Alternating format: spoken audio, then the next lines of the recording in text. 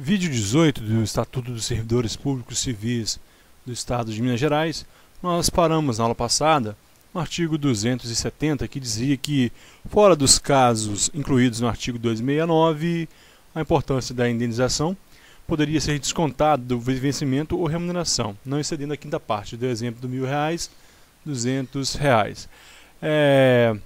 Fora nos casos anterior, que é o caso de indenização à fazenda estadual. Ele, em caso de omissão, desfalque ou alcance, ele deveria, portanto, neste caso, repor de uma só vez. O parágrafo único do artigo 270 diz que o desconto poderá ser integral quando o funcionário, para se esquivar ao ressarcimento devido, solicitar exoneração ou abandonar o cargo. O que acontece neste caso aqui? O indivíduo ele deve uma grande quantia ao Estado, e não é conveniente que ele não é conveniente para ele, né, no seu modo de pensar, que ele continue no serviço. Ele tenta fugir daquela dívida, daquela obrigação de onerar, de pagar aos cofres públicos parceladamente no seu salário até a quinta parte durante um tempo. O que ele faz? Ele pede exoneração ou abandona o cargo. O que acontece? Neste caso, o desconto poderá ser integral. Neste caso, ainda que não seja por causa de omissão, conforme o artigo 269, ainda assim ele terá que pagar integralmente aos cofres públicos. 271. Será suspenso por 90 dias e na reincidência demitido o funcionário que, fora dos casos expressamente previstos em lei, regulamentos ou regimentos, cometer a pessoas estranhas as repartições ou desempenho de seus encargos que lhe competirem ou seus subordinados. Pessoal, questão interessante. Neste caso aqui, é a maior suspensão possível para o servidor público, 90 dias, a suspensão máxima para aquele funcionário de suspensão, é lógico, suspensão para o funcionário que cometer pessoas estranhas as repartições, o desempenho de seus encargos. Compete a ele fazer determinada atribuição e ele remete aquela função a pessoas estranhas à repartição. Neste caso, apenas será suspensão e, no caso de reincidência, será demitido. Suspensão de 90 dias, a suspensão maior, e, no caso de reincidência, a demissão a esse funcionário que tiver essa atitude. Qual é a cilada aqui? Salvo os casos expressamente, fora os casos expressamente previstos em lei. Existem funções que a própria lei diz que será feito por pessoas estranhas, nos cargos, muitas vezes os casos de assistência técnica especializada e por aí vai. Seja essa previsto em lei, regulamento ou regimentos. Fora estes casos, não pode haver, então, não pode cometer pessoas estranhas. Mas existe essa exceção.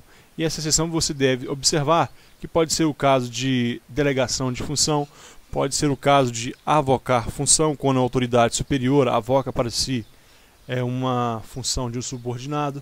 Então esses casos são permitidos em lei.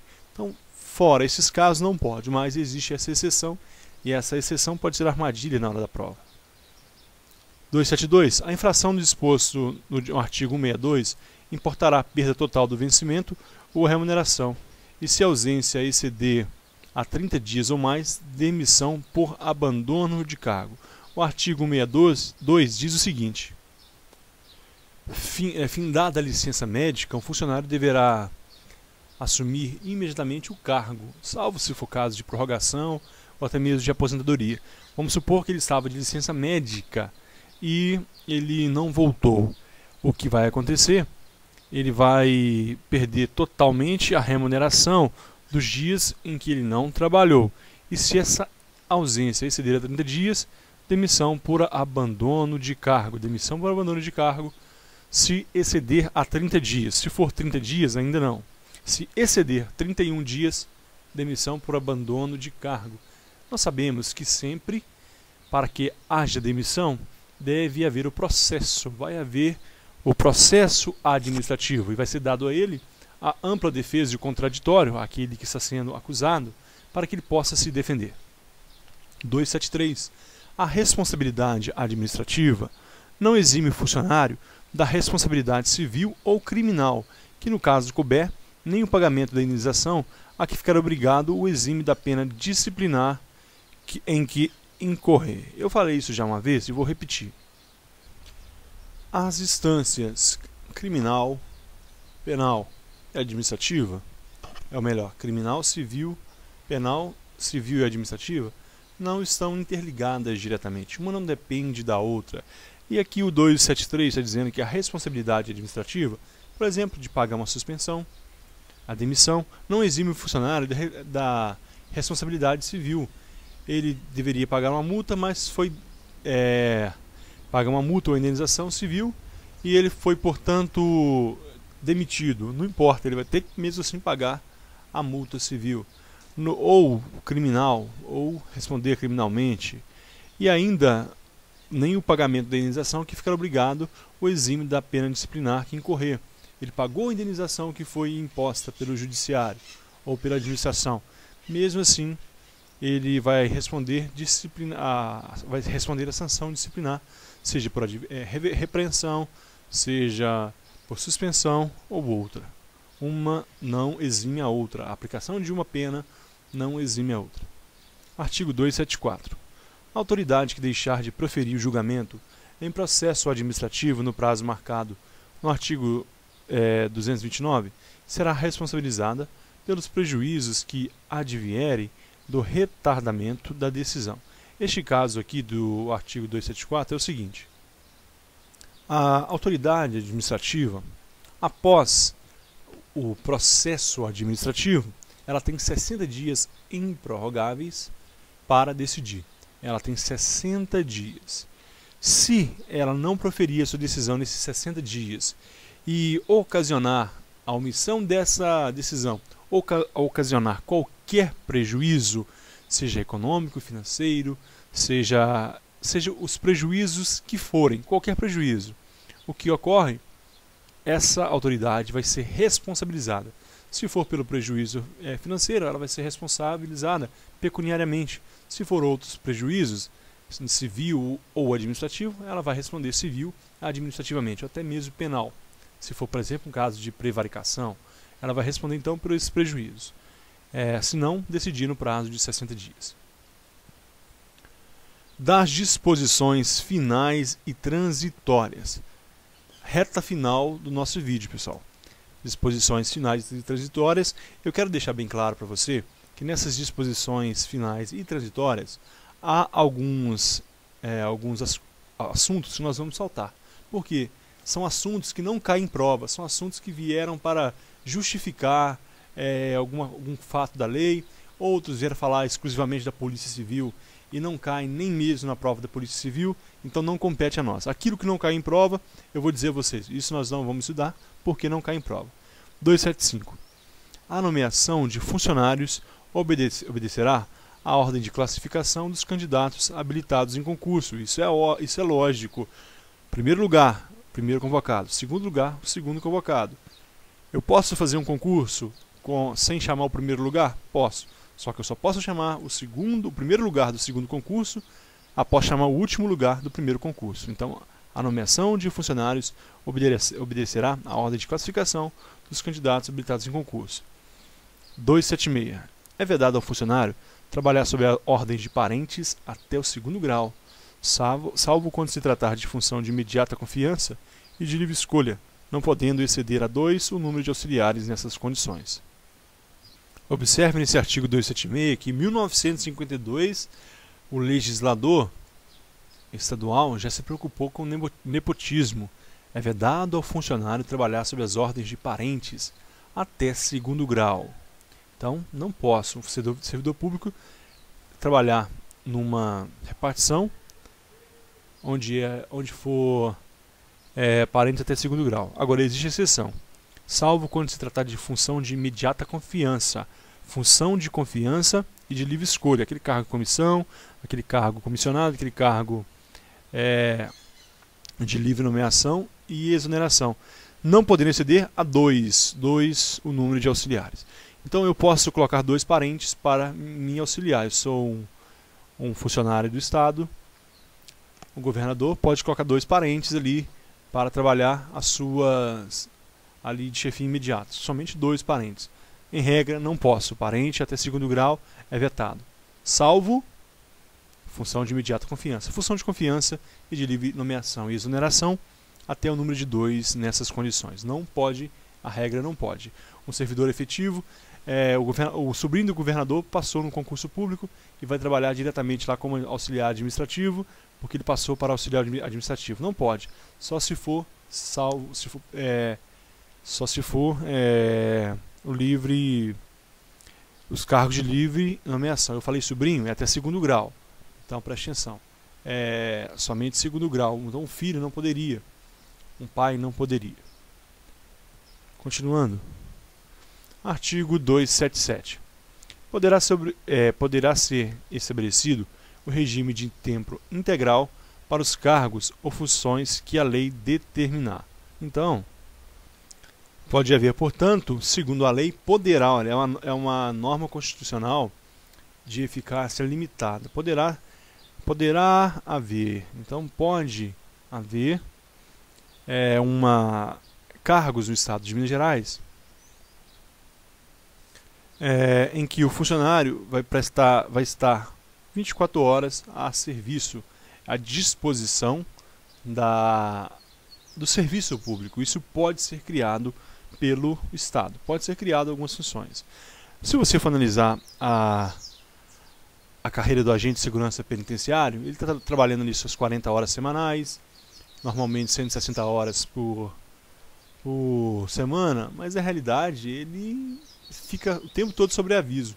A qualquer momento ele deve ser convocado ele pode ser convocado. Tem que estar com o celular em mão ali, no caso de emergência na unidade prisional. Artigo 278. O órgão competente fornecerá ao funcionário uma caderneta de que constarão os elementos de sua identificação e onde se registrarão os atos e fatos de sua vida funcional. Essa caderneta valerá como prova de identidade para todos os seus efeitos e será gratuita. Estamos falando aqui da carteira funcional.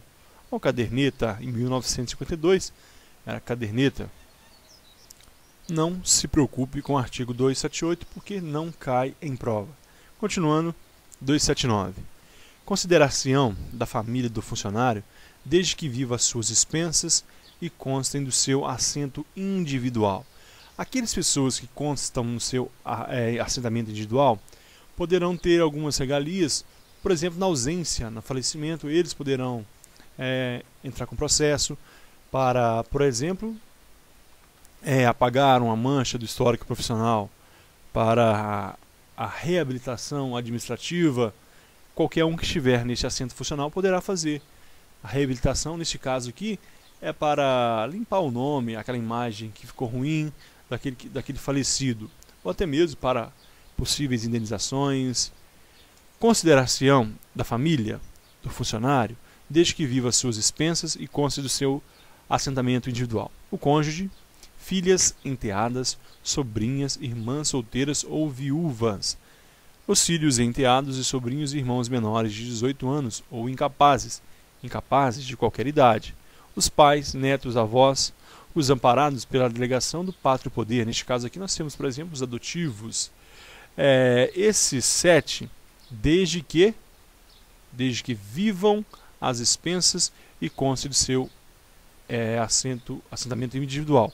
Ele deve viver às custas, viver sobre a manutenção financeira e do funcionário público.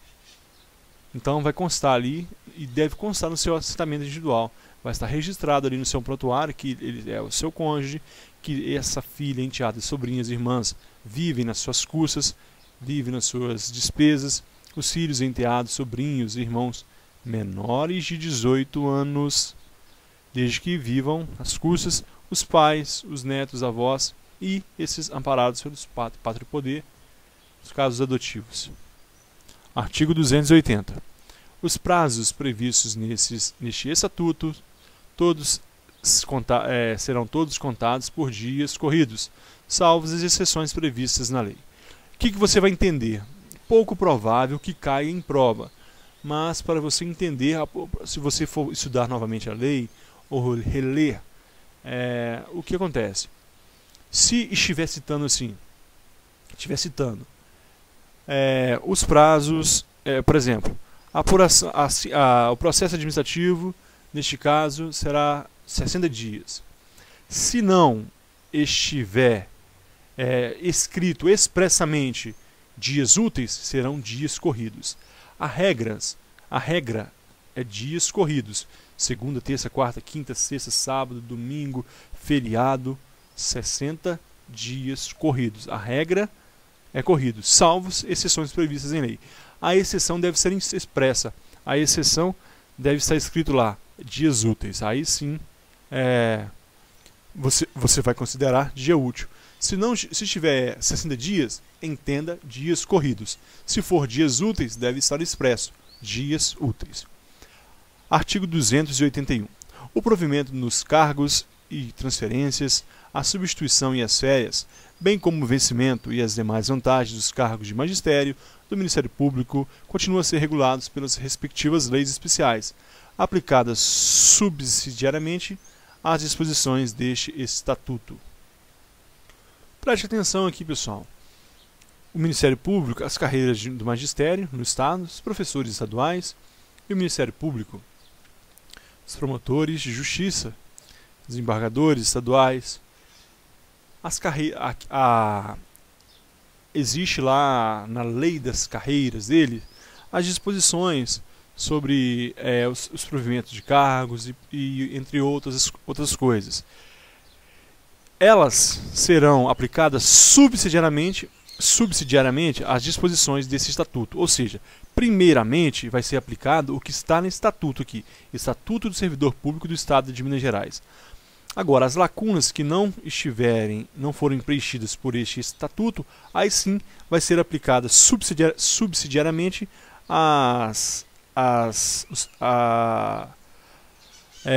tudo a respeito da carreira do magistério e do Ministério Público.